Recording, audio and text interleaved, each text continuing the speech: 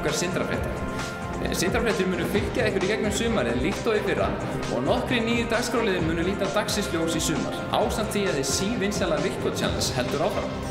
Ein helsta nýjungin okkar er að við erum komið með fréttaritara fyrir sunnan en hann Hörður Þórhallsson verður þar í sumar og er komin í beina útsendingu. Við skiptum yfir til þín, Hörður. Já, þakka kærlega fyrir það, Þorsteinn. Það eru nú fjölmargar fjölmiðlaveitunar hér á höfuðborgarsvæðinu. En rétt í þessu þá var ný að skríða inn í það batteri, en það er að sjálfsögðu okkar eina og sanna trygga fjölmiðlaveita Sindrafréttir.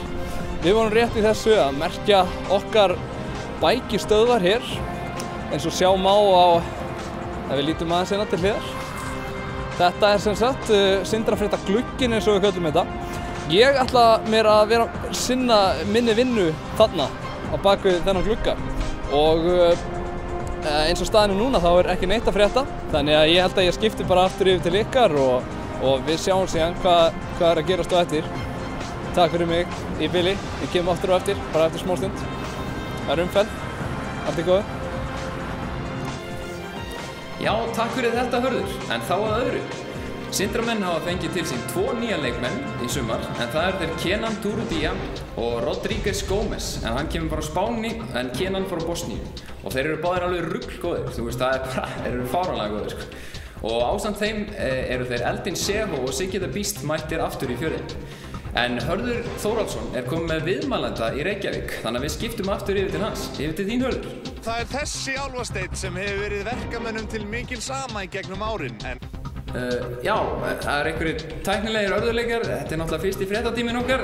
Við skulum reyna aftur, yfir til þín, Hörður. Já, nú ætla ég aðeins að líta í kringum mig og athuga hvort ég finn ekki eitthvað fólk sem að gæti svona að gefa manni hugmynd af því hvað Reykvíkingum finnst að fá Sindrafréttir hingað á höfuðborgarsvæðið. Já, við hjá Sindrafréttum erum komnir hérna með unga dömu með okkur. Hvað heitir þú? Sigurlaug. Sigurlaug, og býrð þú hérna í Reykjavík? Já. Ertu spennt fyrir því að Sindrafréttir sé að fara að hefja starfsemi hérna á höfuðborgarsvæðinu? Ég bara veit ekki. Þú ert ekki alveg viss, eða? Nei, ég veit ekki alveg hvað það er. En þú hefur alveg heyrt talað Sindrafréttir? Nei. Aldrei heyrt talað það? Nei. En hérna, veistu hvaða lið Sindri er? Fótboltalið? Nei. Nei. Já, það er nú nokkuð ljóst að áhugi Reykvíkinga á Sindrafréttum er ekki orðinn eins mikill og við heldum. Tilgangurinn með því að hafa mig hér í Reykjavík er hins vegar að kveikja þennan áhuga. Ég tel að með sumrinu verði Reykvíkingar alltaf sjúkari og sjúkari í Sindrafréttir. Þannig að það verður gaman að fylgjast með því hvernig þessi þróun verður. En ég skipti aftur yfir til ykkar, strákar mínir. Þakka ykkur fyrir að fylgjast með í Reykjavík. Takk Ísland. Já, þakka þér fyrir það, Hörður. En þá ætlum við að skipta yfir til hans Jóhannsbergs því að hann er komið með Óla Stefán Flóventsson, þjálfara Sindramanna í spjall. Þakka fyrir það, Þorsteinn. Ég er hérna mættur með Óla Stefán Flóventsson, þjálfara meistar og skalla Sindra og yfirþjálfara Sindra.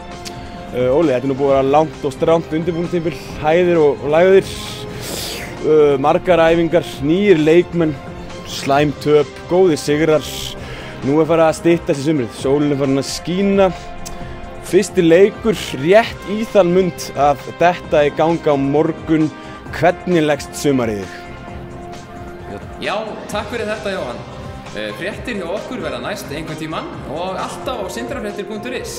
Við kveðjum með myndum sem að Sóber tók úr æfingarferð Sindra á Spáni. Sjáumst þegar að sólin sest.